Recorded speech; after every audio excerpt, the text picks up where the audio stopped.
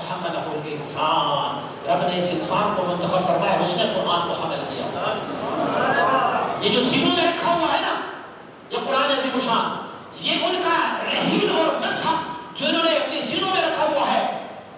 کبھی ان کی فضیلت یہ بھی سنی ہے کہ قرآن کی فضیلت کیا ہے؟ ایک قاری کے بارے میں، ایک حافظ بچے کے بارے میں، جب وہ حافظ ہو جاتا ہے، یہ حفاظ کرام، ان کی فضیلت اپنی جگہ مسلم، لیکن ہم میرے مصطفیٰ کریم صلی اللہ علیہ وسلم فرماتے ہیں کہ قیامت والے دن حفاظ کی والدین کو ایک ایسی تاج پہنائی جائے گی کہ جس میں سے یخبط بہم الانبیاء، نبی بھی اس پر رشک کرنے لگیں گے، انبیاء بھی رشک کرنے لگیں گے، اور پوچھیں گے کہ اللہ یہ تو نہ نبی ہے نہ ولی ہے، یہ کون ہے جس کے سر پر یہ تاج ہے؟ تو کہا جائے گا یہ میری کلام کو اپنی سینوں میں سمانے والوں کے والدین ہے۔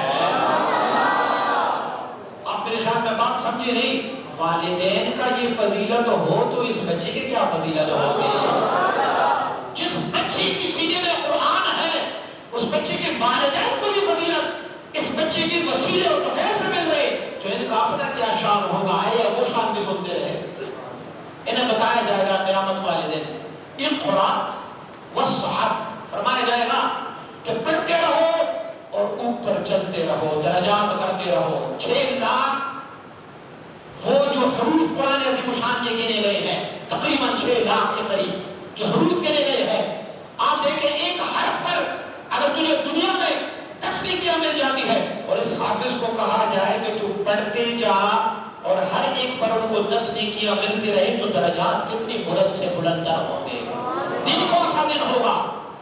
حشر کا دن، وہ دن جو سختیوں کا دن ہوگا۔ سورۃ سبا نیزے پر زمین تانبے کی بنی، یوم یفر المرء من اخیہ وامہ وصاحبتہ وبنیہ لکل امرئ منہم یومئذ شأن یغنیہ، ماں بیٹے سے کانپتا جائے گا، بیٹا اپنے باپ سے کانپتا جائے گا۔ ہاں ایک افراتفری ہوگی سارا کچھ، لیکن اس میں حامل قرآن، جس نے قرآن کو اپنی سینے میں رکھا ہوا ہے، اسے اس چیز کی ڈر نہیں ہوگی، خوف نہیں ہوگی۔ انہیں بتایا جائے گا تیرا کام کیا ہے؟ قرآن تلاوت کرتے رہو اور درجات طے کرتے رہو۔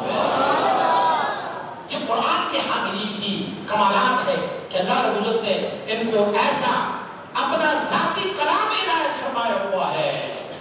پھر سب سے بڑی بات یہ بھی ہے قرآن عظیم الشان کی عظمت کے حوالے سے کہ چونکہ آج جشن نزول قرآن بھی ہے اور 27ویں کی رات بھی ہے، رمضان شریف کا مہینہ بھی ہے، یہ ساری خوبیاں جب اکٹھی ہو جاتی ہے تو معلوم ہے کہ رمضان شریف کی مہینے کے اختتام پر جب آخری رات ہوگی، جس کو ہم چاند رات کہتے ہیں، اس چاند رات میں میرے مصطفیٰ کریم صلی اللہ علیہ وسلم فرماتے ہیں کہ آج اللہ رب العزت کے بارگاہ سے اتنے لوگوں کے عفو اور درگزر اور بخشش ہو جاتی ہے اس رات کو کہ اگر کسی انسان کو پتہ چلے تو فرماتے ہیں کہ کوئی بندہ پھر اللہ کی عبادت کرنے کو جی نہیں لگائیں گے، اس لیے اللہ نے اس کو محفوظ رکھا ہوا ہے کہ کتنے لوگوں کے مغفرت ہو جاتی ہے۔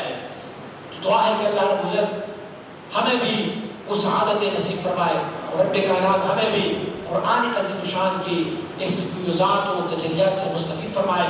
میں مبارکباد دیتا ہوں جناب حضرت علامہ مولانا محمد عباس مجدی صاحب کو کہ انہوں نے بہترین گلشن سجایا، اور الحمدللہ ہر سال ان کے فارغ التحصیل کے حفاظ کرام ہیں، اور ایسے ہی درس نظامی کی اللہ رب العزت اس گلشن کو آباد و شاد رکھے، اور پروردگار عالم اس گلشن کی فیوزات کو چاروں طرف چاروں دانے بہا لے، اللہ تعالیٰ نے اس کو بہا دے۔